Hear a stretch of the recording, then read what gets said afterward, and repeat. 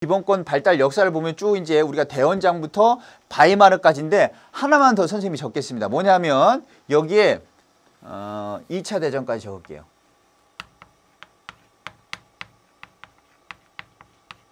까지 적겠습니다. 자, 그러면 우리가 기본권 그 발달의 역사를 먼저 볼 텐데 그 시작을 우리는 대헌장으로 보고 있단 말이에요. 대헌장. 그래서 여기서부터 권리청원, 권리장전, 독립선언서, 인권선언도 바이마르 공화국의 어떤 바이마르 헌법까지 그다음 2차 대전까지 저걸 적은 이유는 지금 따로 있습니다. 그러면 우리가 이제 그 인권선언 이런 시민혁명 당시 우리가 이런 시민혁명 당시 강조됐던 기본권, 자 강조됐던 어떤 우리의 어떤 권리에 대해서 우리가 이 당시에 기본권을 침해당하는 경우 누구에 의해서 침해당했어요? 이 당시에 옆집 아저씨에 의해서 침해당했나요? 이웃 사람에 의해서? 아니죠? 누구에 의해서 침해당했어요? 왕. 그렇기 때문에 국가로부터 많이 침해를 당했단 말이에요. 그래서 이 당시는 국가로부터의 자유야. 국가로부터의 자유입니다.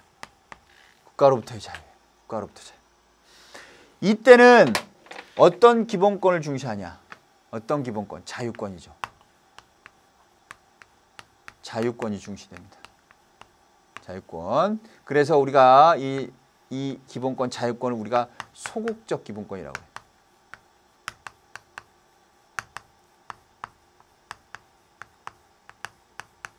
자, 여기서의 기본권, 자유권. 하지 말라는 거, 나의 자유를 보장해달라는 내용이죠. 하지 말라는 얘기야. 하지 마. 자, 보세요. 야, 누가 내 재산을 마음대로 가져가려고 그래. 하지 마. 누가 조연출님 와가지고 내 이런 거 막 맛있는 거 오늘 가져왔더니 막 가져가려고 그래. 나의 재산이잖아. 하지 마. 하지 마세요. 소극적이잖아. 하지 마. 그죠? 소극적. 그래서 우리는 이걸 소극적. 하지 마. 하지 마. 하지 마. 하지 말라고 했다면 하지 마. 하지 마. 이렇게 소극적. 선생님, 그런데 시간이 지나면서 이제 안 해. 이제 이렇게 이제 우리가 제도적으로 이제 기본권을 보장하고 있으니까 안 해. 그런데 보니까 안 해. 우리가 재산권에 대한 침해가 이제 어느 정도 이제 이런 자유권에 의해서 보장되는데 하지만 우리의 목소리를 낼 수가 없어. 우리가 원하는 어떤 정책이 만들어지거나 그렇진 않아. 우리는 그냥 어떤 게 왔을 때 하지 말라고 할 수 있을 뿐이야. 그래서 이게 소극적이란 말이에요. 그렇기 때문에 우리가 이것에 대해서 반성으로 우리도 어떤 정책 결정 과정에 참여하겠다. 가장 기본이 되는 참여가 뭐예요? 선거잖아요. 선거권을 달라라고 요구한단 말이에요.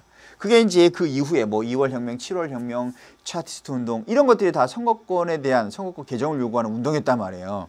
그러니까 이 과정에서 이 이후에 뭐에 대해서 이제 나오냐면 국가로부터의 자유는 이제 됐어. 근데 우리가 뭔가 참여해야 될 것 같아. 그래서 국가로부터가 아니고 이제는 국가의 자유예요. 국가의 자유. 우리도 참여할 수 있게 해달라. 국가의 자유. 국가의 자유. 자, 이 당시에 중요하게 여기는 기본권은 뭐겠어요? 당연히 참정권이죠. 참정권이야. 정치에 참여할 수 있는 권리. 정치에 참여할 수 있는 권리. 참정권. 그런데 이거는 뭐예요? 성격이. 뭔가 하려고 하는 거죠. 뭐 참여잖아요. 참여. 참여. 뭐예요? 적극적이잖아. 적극적. 우리가 이제 적극적이라보다 뭐라고 한다? 이건 능동적이라고 합니다. 능동적. 적극적인 성격을 가지고 있지만 뒤에 나오는 성격과 좀 대비되는 어떤 이 개념으로서 능동적 기본권이라고 그래요. 능동적 기본권. 그런데 자, 우리는 정치에도 참여하고 그다음에 어떤 자유권, 참정권이 보장되고 있어요. 근데 살기가 힘들어. 아무리 자유가 있어봐야 지금 내가 굶어 죽겠어.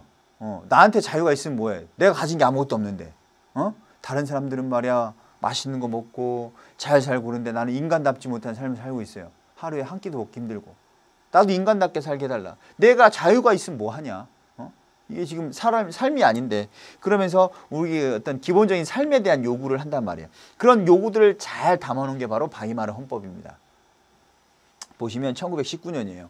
1차 대전 끝나고. 사실은 그렇게 폐허가 된 독일임에도 불구하고 그 헌법은 정말로 사회권의 효시라고 할 수 있는 내용들을 담고 있어요. 자 보세요. 전쟁 끝나고 패전국이에요. 무슨 능력이 있어서 그걸 실행할 수 있겠어요? 보장해 줄 수 있겠어요? 당연히 못하죠. 그러니까 사람들의 요구는 커지고 국가는 그것을 어떻게 해주지 못하고 그러니까 불만은 쌓이고 나라는 어렵고 경제는 또 어려워지고 대공황 오죠. 그죠? 옛날에 그런 어떤 우리 저기 누가 어르신이 했던 얘기가 생각나요. 그러니까 어떤 아이가 소를 몰려갔대요. 소를 몰고 풀 뜯으러 소를 데리고 풀로 갔는데 그런데 이제 잠깐 눈을 붙이고 있었는데 뭐가 이제 얼굴에 물이 떨어진 거야. 딱 보니까 비가 오는 거야. 그래서 비는 오지. 그래서 이제 소를 데리고 빨리 가야 되는데 소는 도망가고 있지. 근데 화장실이 급한 거야. 쉬를 해야 되는데 그 당시에는 이제 우리가 허리띠가 아니고 이렇게 뭘 묶어 사는 거야. 그래서 끈은 안 풀리지, 소는 도망가지, 비는 오지. 이게 이제 바이마르공화국 당시에 그런 그 어떤 정치가들의 어떤 모습이었단 말이에요. 능력은 안 되는데 사람들은 요구하지, 완전히 대공황 터졌지, 죽겠죠? 난리 났단 말이야.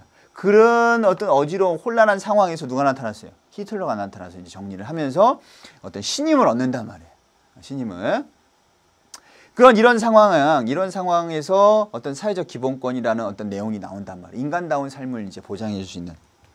자, 뭡니까 이제? 국가에 의해서 이제 자유로워진 거예요. 내가 먹고 살아야 되니까. 그러니까 인간다운 삶을 이제 부여해 주는 거죠. 국가에 의한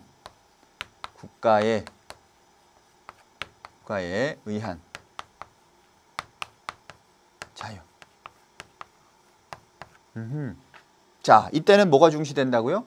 사회권.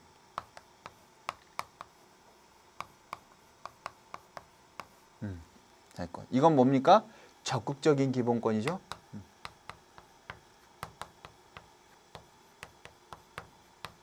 자, 적극적인 기본권인데, 자, 뭔가 요구하잖아. 뭐 해줘. 일자리를 줘. 밥을 줘. 빵을 줘. 요구하잖아요. 자, 그런데 선생님이 저 그 2차 대전을 적어 놓은 이유는 우리가 이제 고등학교 1학년 국가서에도 잠깐하게 이제 소개되는 경우도 있어서 지금 적어놨는데 뭐냐면 우리가 2차 대전이 끝나고 많은 국제적인 문제가 발생합니다. 전쟁도 수없이 많은 전쟁이 일어났고요. 그 다음에 뭐 여러 가지 이제 국제적인 문제, 그 다음 환경 문제, 그 다음에 우리가 유전공학에 의한 문제, 여러 가지 그래서 인류를 어렵게 만든 다양한 문제 등이 발생한단 말이에요. 그래서 여러 학자들에 의해서 70년 이후에 이러한 그 국제적인 문제를 해결하기 위한 뭔가가 새로운 뭔가 그 이념이 필요하다. 그래서 나온 게 바로 뭐예요? 그래서 그 이후에 나온 게 바로 이제 연대권이란 거예요. 연대권.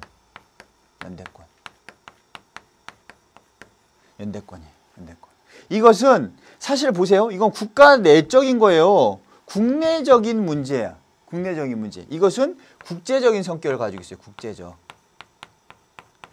그리고 이것은 누굴 기준으로 하고 있습니까? 개인을 기준으로 하고 있죠. 이건 누굴 기준으로 하고 있어요? 국가, 민족 이런 걸 기준으로 하고 있단 말이에요. 그러니까 우리가 연대에서 뭔가 이런 문제점을 해결해 나가지 않으면 안 된다라는 필요성이 이제 부각이 된 거란 말이에요. 자, 그러면 정리해 봅시다. 자, 선생님이 이렇게 지운 이유는 그래서 우리가 이제 세대별로 나눈다. 제1세대다, 제2세대다, 제3세대다 해서 나눈단 말이에요. 나눈다. 그러면 어디가 1세대냐? 여기까지가 1세대예요. 여기까지 1세대. 여기는 어떤 시민의 권리, 그 다음에 정치적인 문제에 대해서 다루고 있다. 자, 뭐다? 제1세대의 기본권이다 라고 얘기합니다. 그 다음에 두 번째는 여기 사회권이죠. 제2세대다. 2세대다. 여기서는 뭐냐면 여기서는 이제 사회에 관련된 사회, 경제, 복지 이런 거와 관련된 내용이었다. 그 다음에 이게 이제 바로 3세대죠. 3세대 기본권. 그래서 연대권에서 국제적인 연대, 협력 이런 것들을 중시하는 연대권에 대해서 이야기를 하게 됩니다.